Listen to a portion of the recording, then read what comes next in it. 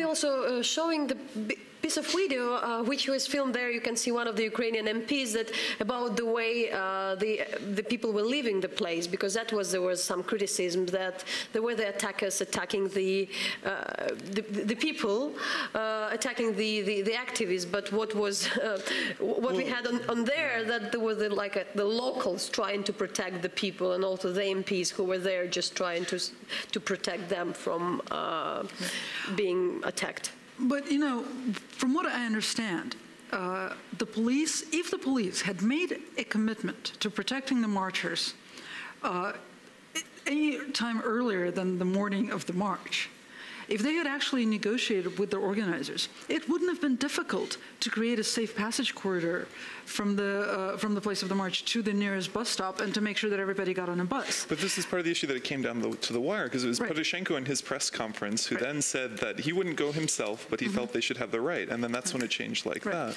They still had time to do that, and you know, so I think I doubt that it was ill will. I think it's incompetence. Not negotiating with the organizers of a public event is police incompetence. You know? And even in Moscow, police know how to create safe passage. And we've even seen that happen with LGBT events when the police are motivated to do that. So I've seen it. I know exactly how it's done. They could have done it, and the police were endangered because they didn't negotiate with the organizers. Well, this is a tough protest for them too. The police were injured. I mean, the police were more seriously injured than the protesters. The people who were there on the ground, there was clearly no ill will. They were really working in good faith. If their command had organized them and had ordered them to act according to a better designed plan, there wouldn't have been the injuries. Yeah, there we actually have this, the first video when there was this first attack, just a few seconds, and we were happily, Hromadske had been there because we arrived a bit earlier than the other journalists.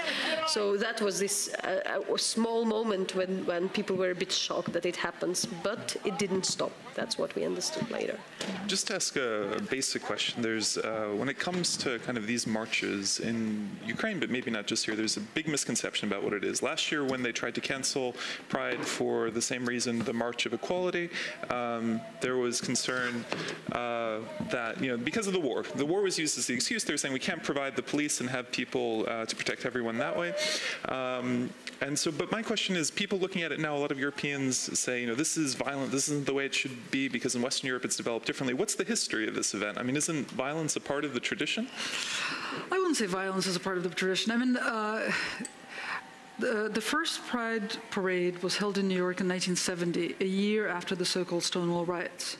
So the Stonewall riots was a moment, and you know, it wasn't the first such event, but it's sort of what in the historiography of the gay and lesbian movement in the States, it's considered the seminal event.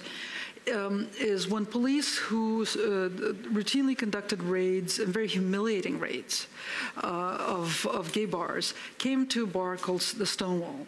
And one of the humiliating parts of the raid was the police had the right to check whether, in compliance with local New York laws, the men, each person was wearing at least 3 items of gender-appropriate clothing.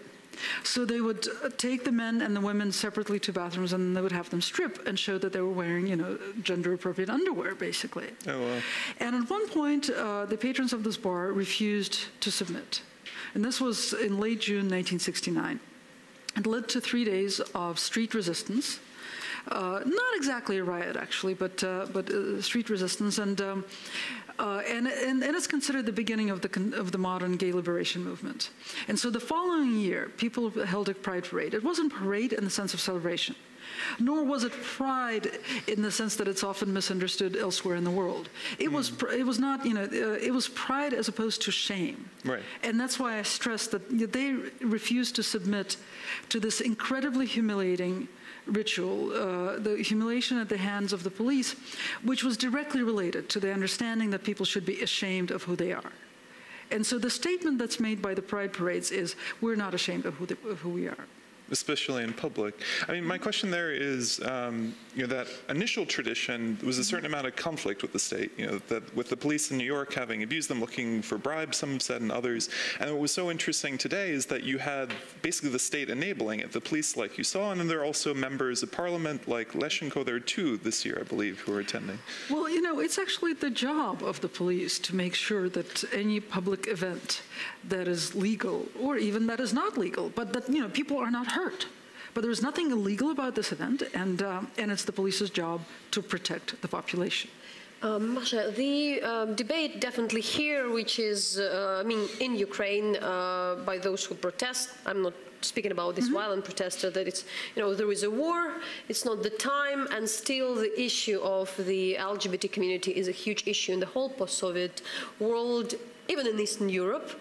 And why you claim and explain that this is something, principle, this is something as important as the other issues? Because I think these are the questions you often ask while in Russia, while here, or even probably while in elsewhere. There are 2 really important things, I would say. One is that, Russia, which is waging war in Ukraine, has made state-sponsored homophobia a key element of its new ideology. Russia is reconstituting itself as a totalitarian society based on this ideology of so-called traditional values. And the key element of traditional values is the anti-gay campaign. And when Russians talk about war in Ukraine, they talk about fighting American homo-fascists in Ukraine. They talk about the threat of Ukraine moving westward, meaning that it will expand. Now I'm quoting the chairman of the Foreign Relations Committee of the Russian parliament, that if Ukraine moves westward, it will expand the sphere of influence of gay culture, which is the official policy of the European Union. So Russia is fighting the gays in Ukraine. Now, of course, Ukraine has the option of saying, okay, well, that can be in Russia's imagination, but actually we have no gay people and that's not an issue. But the fact of the matter is it's not just Russia. The fact of the matter is that the frontier of the global fight for human rights right now is at LGBT rights.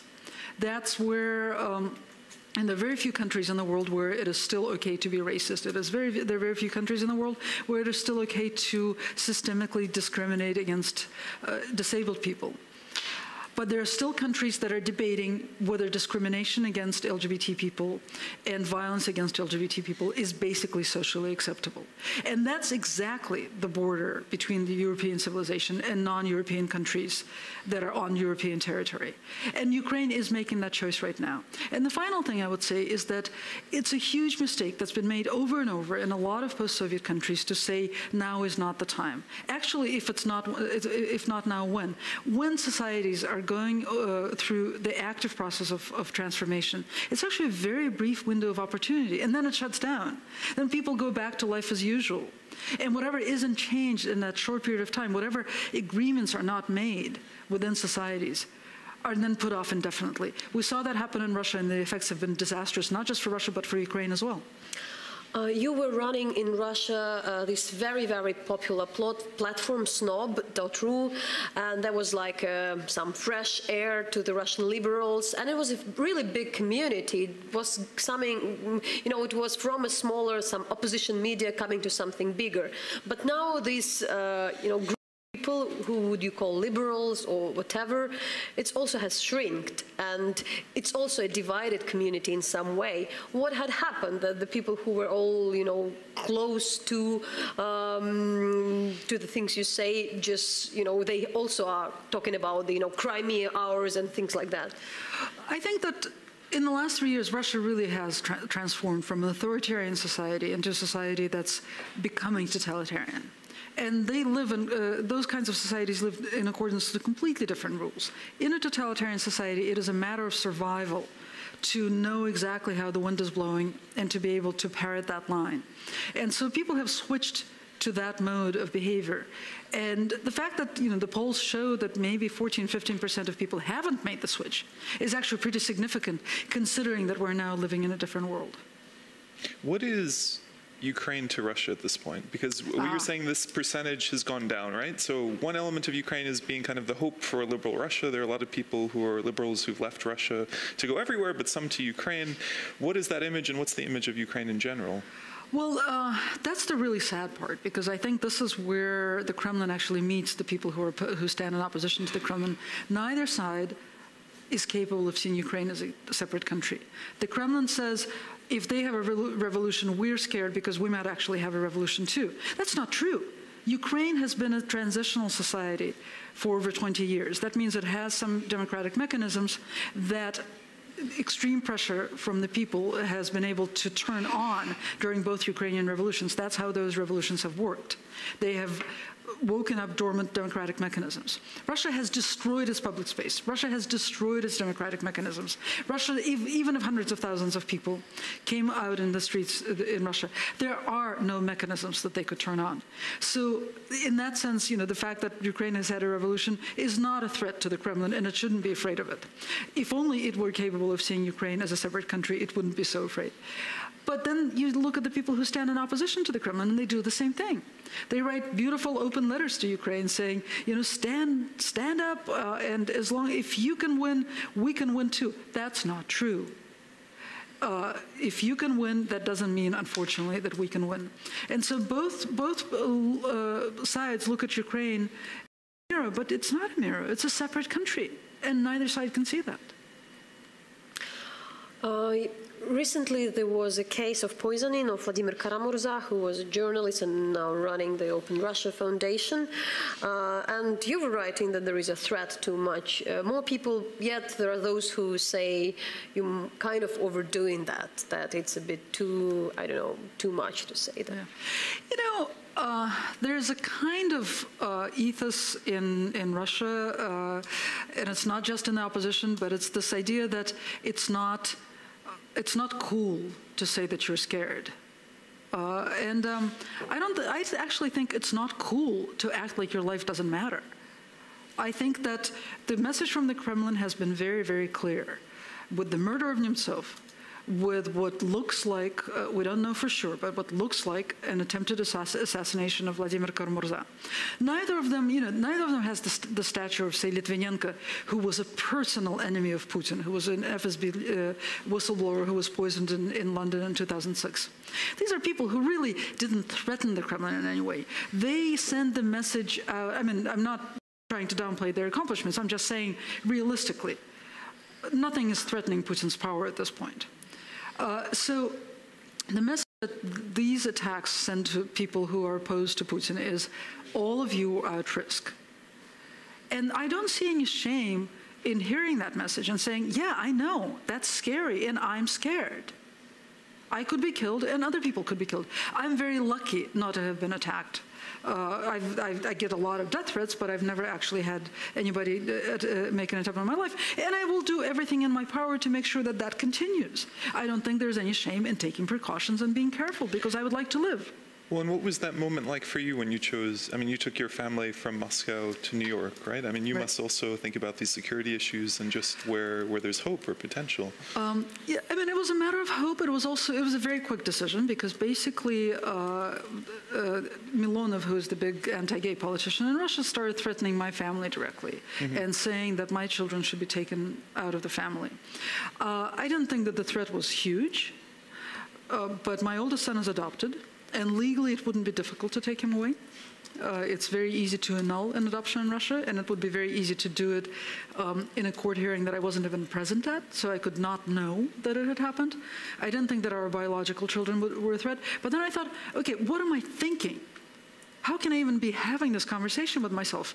Because at that point, I was thinking, okay, well, so the biological children, it's conceivable that they could, the social services could take my daughter out of school, and then I would have to go rescue her, maybe call the embassy, and it could last for hours. And I thought, can I actually live in a situation where I think there's a realistic possibility that my daughter would spend hours with social services, with some stranger telling her that she shouldn't be living with her mothers? And, we packed up and left. And how has the change been? I mean, you've made a shift, and you also had this book about the Boston bombings that just came out, which shows another connection between kind of the former Soviet space and the U.S. Oh yeah, the topics are really endless. You know, I have lots of areas of activity.